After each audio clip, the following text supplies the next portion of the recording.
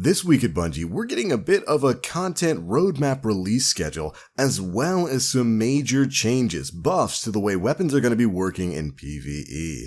What's going on, Guardians? My name is The Black Link, and we are here to cover this week's issue of the Bungie Weekly Blog, This Week at Bungie, for the week of September 12th, 2019. In previous weeks, we had a lot of sandbox changes to discuss, but this one's going to be focusing primarily on exactly how the way weapons are going to feel when Shadowkeep goes live.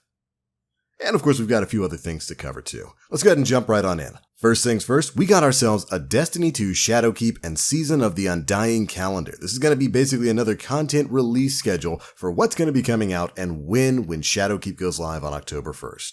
So let's go ahead and dive on into it. Now, of course, on day 1, October 1st, we've got Shadowkeep launching, and the base game for Destiny 2, of course, with New Light is going free to play. We're also going to be getting some free seasonal updates. This includes the new Moon Destination, new seasonal artifacts, finishers, Armor 2.0, the new strike called the Festering Core, and another new strike called the Scarlet Keep. We got to see that one in a previous live stream that Bungie had with Xbox Live. Next up, we've got some Crucible updates, a few reprised PvP maps in Widow's Court and Twilight Gap, a new PvP map in Fragment, Elimination is coming to the Crucible Labs playlist, and we've got some free seasonal rank rewards. 4 days after that, on the 5th of October, we have the official launch of the brand new raid, Garden of Salvation. The Vex Offensive is going to begin.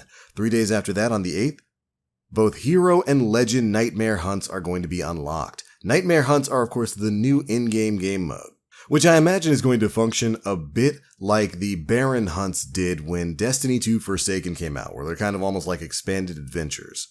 Anyways, those will be live with Shadowkeep, and the Hero and Legend difficulty modes will be going live on October 8th. Couple days after that, on October 15th, we've got the Master Nightmare Hunts, as well as the Iron Banner going live.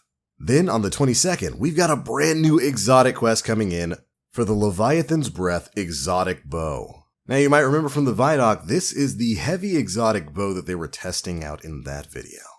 Anyways, after that, starting on October 29th and going until November 19th, we've got the return of the Festival of the Lost, which is, of course, the fall event. Going to be interesting to see how this one changes this time around. But also launching on October 29th is the brand new dungeon, which is kind of surprising. I wasn't expecting them to tell us exactly when the new dungeon was going to be going live. But we're also getting a brand new PvP mode in Momentum Control. Can't wait to see what that's going to entail. Additionally, on October 29th, we're getting another exotic quest launch in the exotic quest for Divinity, which is the exotic trace rifle we got to see where firing at an enemy basically turns their entire body into a giant crit spot.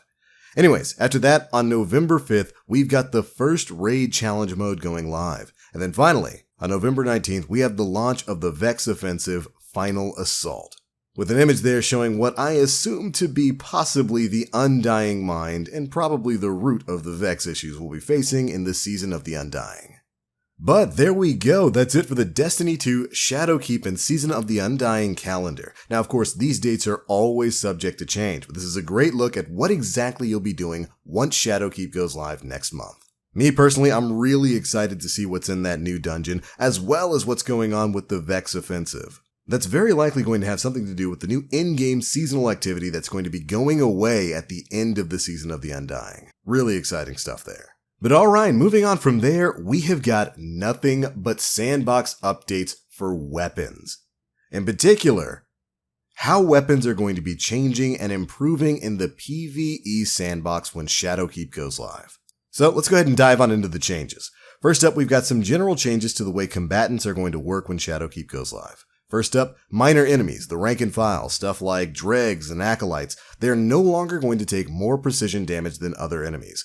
These enemies previously took twice as much damage to their precision hit locations than enemies of higher ranks. Now, you'll still deal precision damage when you hit these targets, but this is now entirely dependent on the weapon as it is for higher ranked enemies. So while I don't quite fully understand what's going on here, I understand what they're saying. You're going to deal less precision damage to lower ranked enemies. It looks like your precision damage is going to be scaled based on weapon type, kind of like it is for mages and whatnot. Who knows, as long as I can still one-shot a Thrall, I'm happy. Moving on, we got some other general weapon changes. First things first, a major change to mods. Weapon mods are now treated as reusable unlocks instead of consumables. Any mods you have in your inventory will be converted to unlocks. This gives players the opportunity to play with different mods more frequently, and if the only copy of a mod you have is already in a gun, you will need to reacquire one to unlock it. This is an amazing change. Something that a lot of people have been complaining about is the fact that once you apply a mod to a weapon, you basically have to shard that whole weapon to get that mod back or earn another one. So mods becoming reusable is a fantastic change that I know a lot of people out there have been clamoring for, and I am definitely counting myself among that number. Great change. Next up, we've got some buffs. First up, for auto rifles, their PvE damage has been increased between 30% and 25% depending on combatant rank. Fantastic change. Auto rifles were one of the weaker classes in PvE.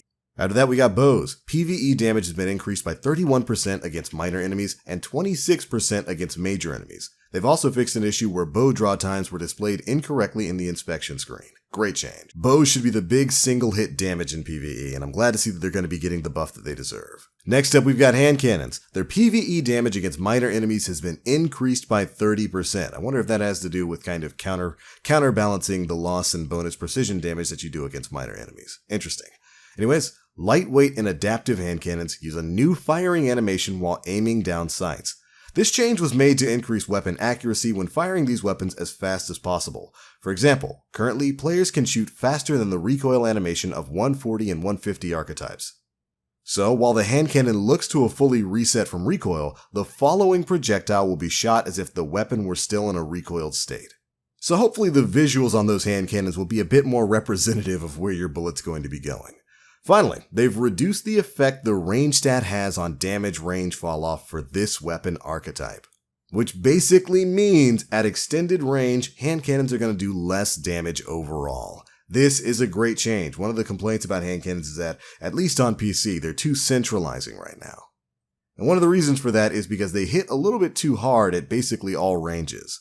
And while I would argue that hand cannons are mostly fine outside of like Bloom on console and stuff like that, I'm glad to see that they're not making a major nerf to the class overall, that they're just going to be tampering down on the range so that you have to play with these guns in their effective range more often. If we get changes like that for pulse rifles, which I did do a little bit of a skim and I think we do, we might be in business when it comes to PvP. Anyways, moving on, we've got some changes coming to machine guns as well.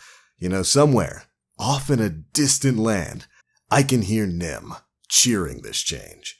PvE damage against minor enemies has been increased by 25%, but they've increased the effects of damage range falloff on this weapon archetype, which is a really weird way of saying basically machine guns are going to be less effective at range as well. This is kind of a hugely necessary change, especially in PvP. We all know hammerheads right now in particular hit a little bit too hard at like scout rifle ranges. So seeing an increase to that damage falloff is definitely okay with me. Alright, pulse rifles. This is another weapon class, at least in PvP, that's been getting a lot of complaints because of how centralizing and powerful they are at extended range. First things first, we got PvE stuff. PvE damage against minor enemies increased by 28%. Love it. They've increased the effects of damage range falloff on this weapon archetype. Great change. And we've got some archetype-specific damage changes, which impact both PvE and PvP gameplay. First up, rapid-fire pulse rifles now deal about 14 damage to the body and 23.8 damage to the head. Previously, this was 13 to the body and 21.4 to the head, while high-impact pulse rifles now deal 21 to the body and 33.6 to the head, where they previously dealt 20 to the body and 32 to the head. That means a damage buff for both of these archetypes of pulse rifles in PvP. Great change if you were to ask me. As long as you pair that with a fairly aggressive damage falloff at extended range, I'm perfectly okay with pulse rifles getting a bit of a damage buff. Anyways, now on to the change a lot of you have been waiting for. Scout rifles. PvE damage has been increased between 36% and 18% depending on combatant rank. Fantastic. Scout rifles had needed a major buff in PvE for a long time.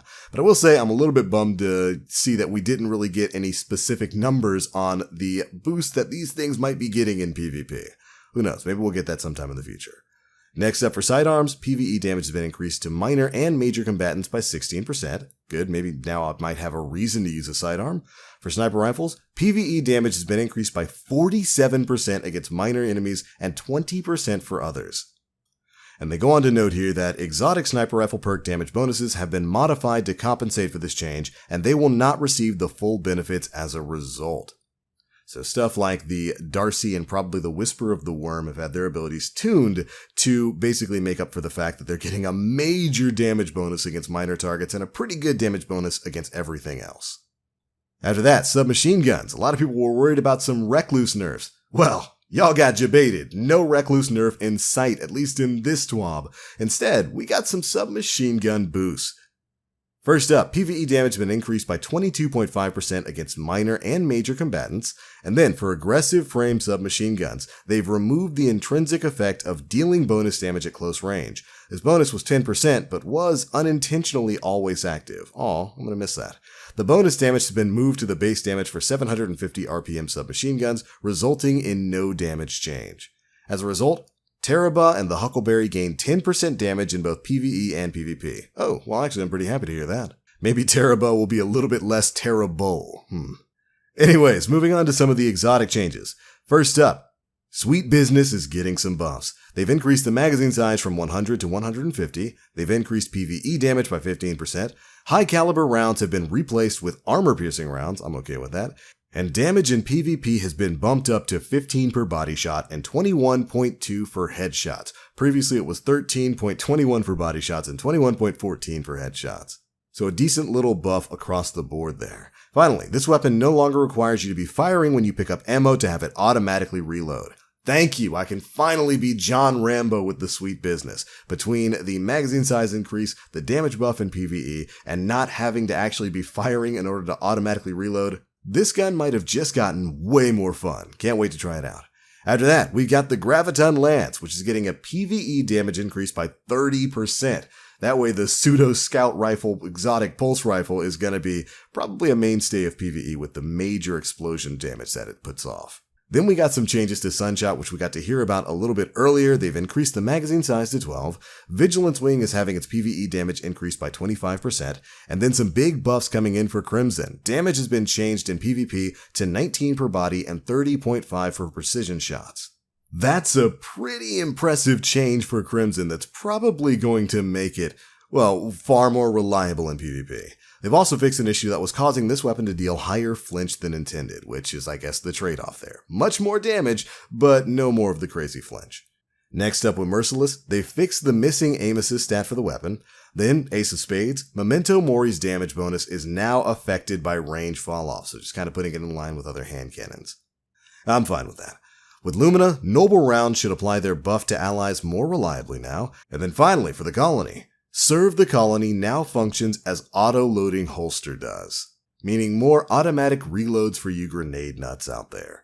Great changes overall with the weapons here. I'm mostly happy with everything that they've done. There's going to be a couple of options there, like auto rifles that I really cannot wait to test out in the PvE environment when Shadowkeep comes out. But that's not it for the sandbox changes. Next up, we've got some changes to some of the perks in the game.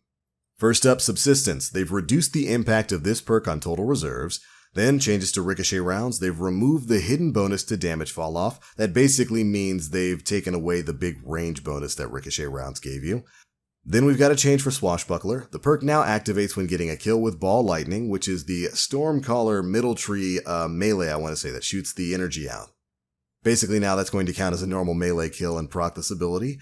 For Grave Robber, the perk now activates when getting a kill with ranged melee abilities like Ball Lightning and Explosive Knife, and then 1-2 Punch is seeing a change. They've reduced the effectiveness of stacking 1-2 Punch and cross counter from the Liar's Handshake. That's for you Arc Strider hunters out there. Basically, you could mix those two abilities to put out insane amounts of damage and do things like kill Riven in a couple of seconds, which they go on to note here. So that's going to be getting a change so that it doesn't happen anymore. Although they do go on to mention that there may be other crazy potential possibilities out there that you could pull with moves like this. But there we go. That's it for the major sandbox changes that they talked about in this TWAB. Although they do say that they have a few more TWABs before the release of Shadowkeep, in which they'll be showing us some patch note previews covering a variety of topics ranging from the Black Armory access to bug fixes. Which to me sounds like they might be making it so that unlocking the Forge just becomes a universal thing on your account, so you don't have to do it on all three of your characters. Which, if we got that change, that would be a fantastic change for new Guardians who are coming in. Fingers crossed, here's hoping. Finally, we have got one last thing to talk about in terms of the Reckoning. The Reckoning has already seen a bunch of changes with the way loot has been dropping, making it a much more worthwhile activity for you Guardians to actually run. Well, we've got another change in the pipeline. Starting on September 17th, all negative modifiers will be removed from Reckoning. Let me repeat that. On September 17th, all negative modifiers will be removed from Reckoning. They go on to state that this activity will continue to feature a weekly Singe with a daily rotation of Brawler, Grenadier, and Heavyweight. Our goal in this change is to improve the replayability of Reckoning, so players will feel more inclined to hop into matchmaking for some sweet loot. This should also help to address some feedback items from players that specific modifiers could feel too punishing. We're looking at you, Blackout Darkblades. If you're looking to get your hands on some weapons from the Season of the Drifter that have eluded you, I reckon this is your time to shine. There we go! Major change coming to the Reckoning. Bungie has been making all kinds of changes to this game mode, like I said before, making it more worthwhile to run since the Season of the Drifter specific gear, stuff like spare rations is really popular right now with people farming Reckoning for it, is dropping far more often, especially in Tier 3 of the Reckoning. But one of the big things that has been my complaint about this game mode for the longest time is that when certain modifiers are live in there, it's just not even worth trying. To the point where like you log in for the day, you go and you check your modifiers, and if Blackout shows up anywhere on there, you just decide, okay, I'm not playing this activity today. Basically, it was like, unless Heavyweight is live in that activity, I'm not going in there. It looks like Bungie took some of that criticism to heart and they're removing all of the negative modifiers. Personally, I would have been fine if they just got rid of Blackout. While I'm perfectly fine with a challenge in these game modes, there are certain modifiers that just aren't conducive to normal gameplay. When you have something like the bridge encounter where it's just throwing enemies who want to melee you at you, having an ability that super buffs melee damage of enemies and gets rid of your radar is a little counterintuitive, especially when you're fighting the Darkblades in there. So I'm really happy to see this change. Hopefully even more people are going to take this opportunity to jump into the Reckoning, which is rapidly improving as an overall in-game activity. If you haven't gotten yourself a decent last man standing or spare rations, well, starting on September 17th, it might really be worth your time. But there we go, Guardians. That's pretty much it for all the biggest bits of news to drop in this week's issue of the Bungie Weekly blog, This Week at Bungie. Really happy with the PvE changes for some of those weapon archetypes, and I'm really happy with the changes coming to the Reckoning. But those are my thoughts. Be sure to leave me yours down in the comment section below. Are you psyched for any of this? What about some of the weapon changes? Are you hopeful that maybe pulse rifles will be a little bit less dominant at range in PvP? Whatever your thoughts, be sure to let me know down there. And if you enjoyed the video, feel free to drop a like, make sure you subscribe, and hit that notification bell to stay up to date with all the latest stuff we're putting out. But alright, that's it for this one, Guardians. I'm out for now. Thanks so much for watching, and as always, I am the Black Link. You Guardians, stay frosty. Now if you'll excuse me, I'm gonna get back to playing Borderlands 3.